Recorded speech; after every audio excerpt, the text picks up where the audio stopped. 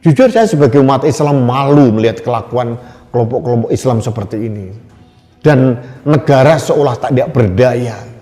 Puji Tuhan, Shalom, Assalamualaikum warahmatullahi wabarakatuh. Om Swastiastu, Namo Buddhaya, salam kebajikan dan salam cinta damai dari saya, Perianto Zamasi. Nah teman-teman, Bapak Ibu yang dikasihi oleh Tuhan kita Yesus Kristus, soal pembubaran ibadah yang kembali terjadi di Bekasi, yang dimana diberitakan ada ketua RT yang di sana melakukan pembubaran ibadah ini.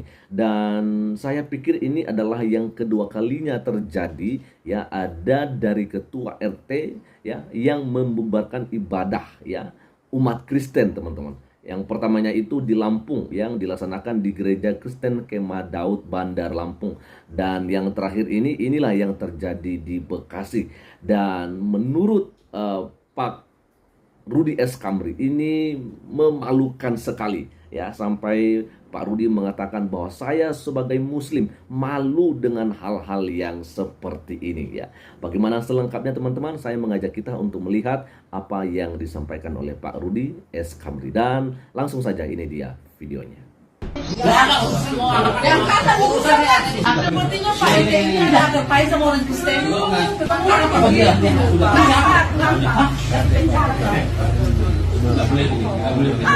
Sebetulnya Pak RT ini lapor sama ibu ke sana, sini. Ngajar kalian. Udah. Bahwa kami sudah mendirikan gereja, tapi saya ibadah. Masa sejak saya ibadah saya ini sama siapa? Yang penting kan sudah disampaikan Pak Laki di kantor desa. Kami tidak mendirikan gereja. Terus masalahnya apa ya? Kalau kami berdoa masalahnya di mana? Ketua FKUB, Pak. Ketua FKUB menyampaikan, Pak. Bapak ingat ya, bahwa kalau rumah doa tidak perlu izin. Kalau perizinan tempat ini jelas IMB yang kami terima. Tempat tinggal.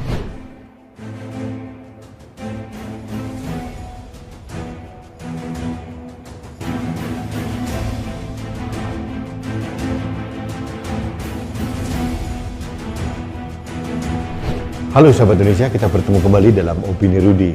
Sahabat Indonesia, barusan kita lihat video yang membuat saya prihatin sebagai anak bangsa Indonesia. Kembali terjadi dan terjadi lagi di tanah air ini pembubaran ibadah umat Kristen oleh orang-orang yang mengaku ketua RT, dan bahkan konon ada ketua RW mendampingi. Ini terjadi di perumahan Graha Prima Baru Mangunjaya, Tambun Selatan, Bekasi. Kalau tidak salah, ini terjadi tanggal 18 Juni tahun 2023. Singkat cerita, ada doa atau ibadah di satu rumah di Graha Prima Baru, tepatnya di Blok S nomor 2 ini, dibubarkan oleh ketua RT karena dianggap rumah itu tidak memiliki izin untuk digunakan sebagai tempat ibadah. Yang membuat saya bingung, dari pendeta itu jelas disampaikan bahwa mereka tidak ingin mendirikan gereja. Dan kalau tidak mendirikan gereja, tidak perlu izin. Termasuk rumah doa, itu tidak diatur dalam SKP 2 Menteri ini, bahwa rumah doa tidak perlu izin. Pendeta pun juga sudah melakukan pemberitahuan kepada kepala desa. Kenapa masih dibubarkan juga? Yang membuat saya miris, konon ketua RW-nya adalah anggota TNI aktif. Kalau TNI mempunyai mindset yang koplak seperti ini kan berbahaya. Harusnya kalau seorang ketua RW kebetulan anggota TNI aktif itu mengerti bahwa hak beribadah itu dijamin oleh undang-undang.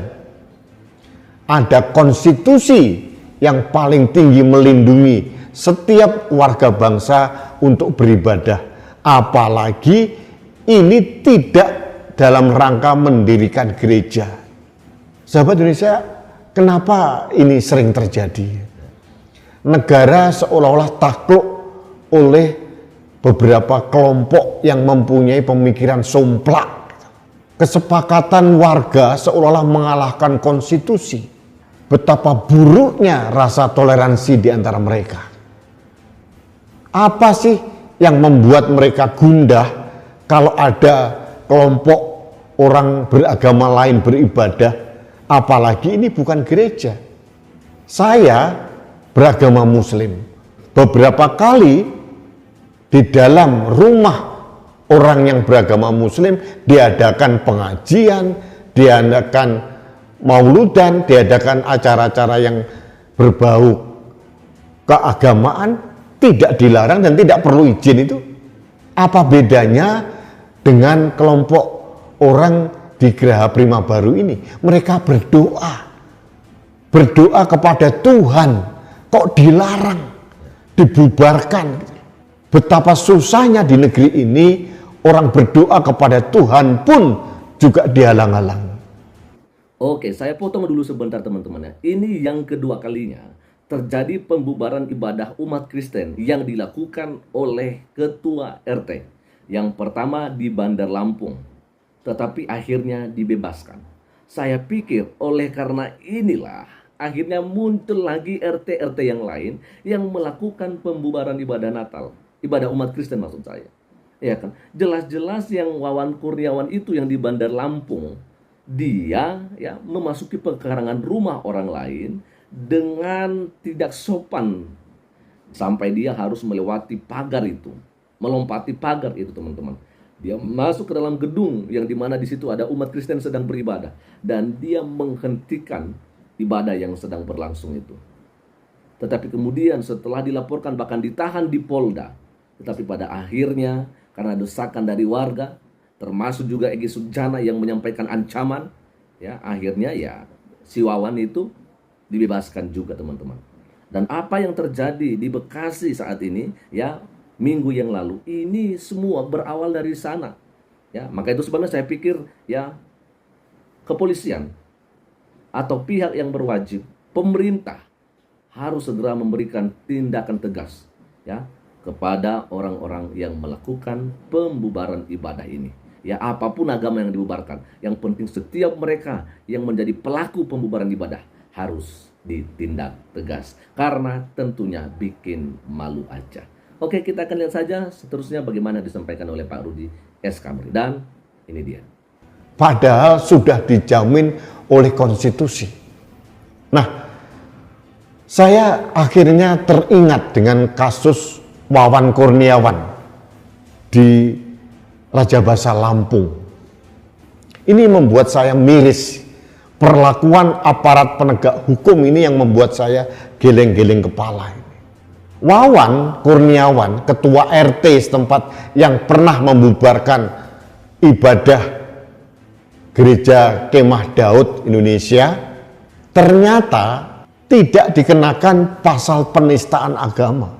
Wawan ini oleh kejaksaan hanya dikenakan pasal memasuki pekarangan orang lain tanpa izin.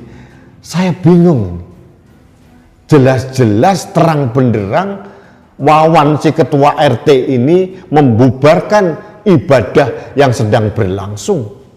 Kok bisa kejaksaan mendrop pasal penistaan agama? Kok bisa hanya dikenakan pasal memasuki pekarangan orang lain tanpa izin? Nah, kasus Lampung ini yang awalnya ditahan oleh pihak kepolisian, kemudian oleh kejaksaan dilepas karena ada perubahan pasal sehingga tidak perlu ditahan, ini menjadi presiden untuk dilakukan oleh kelompok-kelompok lain di tempat lain di Indonesia ini. Karena apa? Mereka akan seenak sendiri membubarkan ibadah agama orang lain, kemudian hanya dikenakan pasal memasuki pekarangan orang lain tanpa izin. Kalau pasal ini yang diterapkan tentu saja tidak ada penahanan. Kasus Lampung menjadi jurisprudensi, menjadi rujukan bagi kelompok-kelompok intoleran untuk mempersekusi ibadah agama orang lain. Ini membuat saya prihatin. negara seolah-olah takluk oleh orang-orang seperti ini gitu loh.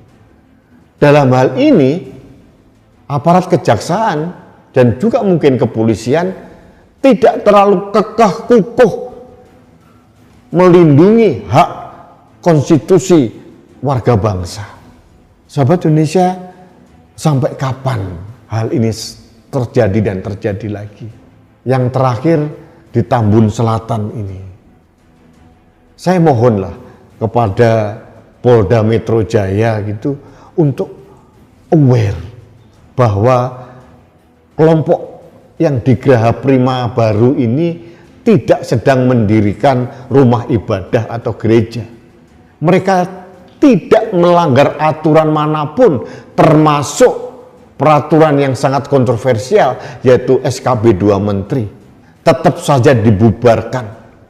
Bahkan ada anggota TNI aktif yang kebetulan ketua RW pun tidak menghalang-halangi warga, justru menekankan bahwa ibadah dilarang. Ibadah kok dilarang? Ini tahun 2023. Terjadi lagi dan terjadi lagi, dan seolah-olah negara tidak berdaya. Kalau penanganan kasus Tambun Selatan ini sama persis dengan di Lampung, jangan heran persekusi ibadah agama non-muslim akan terus terjadi dan terjadi lagi. Presiden sudah berulang kali menekankan bahwa peraturan di bawah kesepakatan-kesepakatan tidak boleh mengalahkan konstitusi. Itu jelas-jelas disampaikan oleh Presiden. Tetap saja tidak mempan. Kepala negara sudah menekankan itu. Mengapa TNI dan mungkin Polri, Babinsa, Babin Kamtipmas, bahkan aparat kejaksaan tidak menggubris instruksi dari Presiden? Seperti kasus Lampung, akhirnya hanya dikenakan pasal memasuki pekarangan orang lain tanpa izin. Itu kan remeh banget dan receh sekali. Ini sangat melukai rasa keadilan masyarakat. Jujur saya sebagai umat Islam malu melihat kelakuan kelompok-kelompok Islam seperti ini. Dan negara seolah tidak berdaya. Sahabat Indonesia, ini keprihatinan saya yang berulang kali saya sampaikan. Jangan sampai kasus Lampung terjadi, tapi ternyata kenyataannya terjadi lagi dan terjadi lagi. Apalagi penanganan kasus Lampung begitu lembek karena mungkin tekanan dari ormas tertentu gitu ya, sehingga kejaksaan jadi melempem. Mereka tidak sadar bahwa kasus Lampung ini menjadi rujukan bagi kelompok-kelompok intoleran untuk melakukan hal yang sama. Terbukti sama-sama ketua RT berani membubarkan ibadah agama lain. Bahkan dengan kalimat yang sangat kasar, kata-kata kasar. Ketua RT seolah merasa mewakili negara, padahal ketua RT dan ketua RW yang ada di sana jelas-jelas melanggar konstitusi. Sahabat Indonesia, himbauan saya satu. Tolong negara hadir kembali melindungi hak-hak setiap warga bangsa untuk beribadah, termasuk ibadah agama yang bukan mayoritas.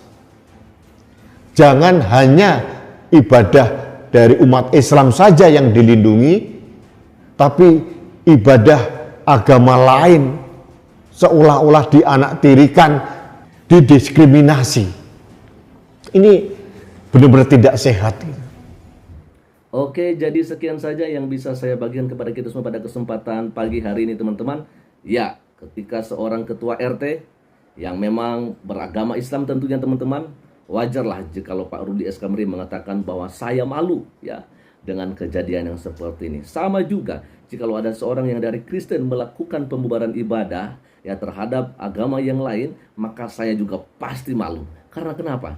Karena kita diajarkan untuk mengasihi satu sama yang lain. Bahkan firman Tuhan mengingatkan kita, mengajarkan kita, apa yang kita inginkan, apa yang kita kehendaki orang lain mau lakukan terhadap kita, marilah kita ya lakukan itu terlebih dahulu terhadap mereka. Artinya bahwa kita dulu mulai melakukan yang terbaik, ya, melakukan hal-hal yang benar, hal-hal yang baik kepada orang lain, nanti juga dengan sendirinya orang lain akan berbuat baik kepada kita. Oke, sekian saja dan Tuhan Yesus memberkati kita semua. Shalom. Assalamualaikum warahmatullahi wabarakatuh.